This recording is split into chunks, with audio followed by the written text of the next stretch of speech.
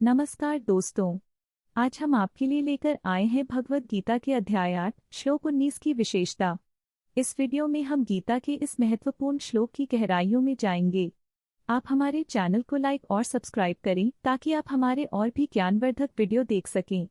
चलिए आज हम इस श्लोक के माध्यम से जीवन की गूढ़ सच्चाइयों की ओर बढ़ते हैं।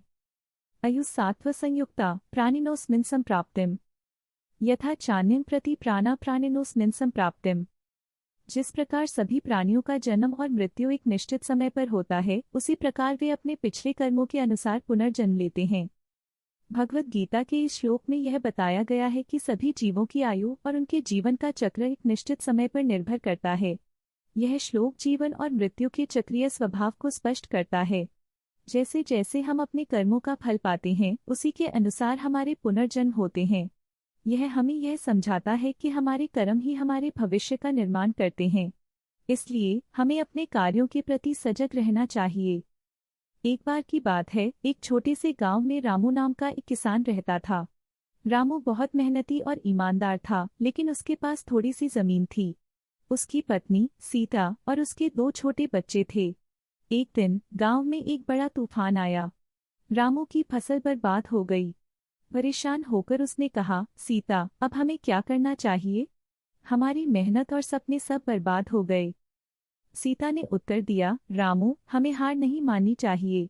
भगवद गीता में कहा गया है कि सभी जीवों का जन्म और मृत्यु एक निश्चित समय पर होता है।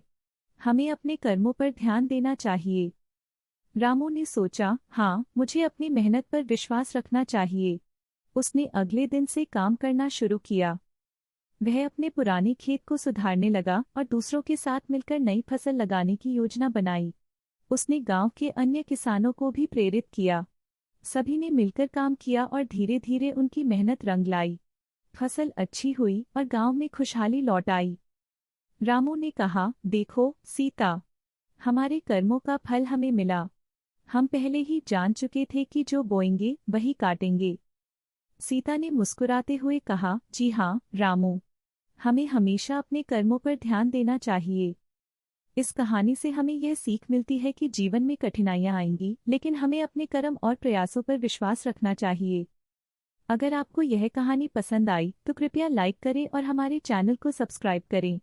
ऐसे ही और ज्ञानवर्धक वीडियो के लिए हमारे साथ जुड़े रहें।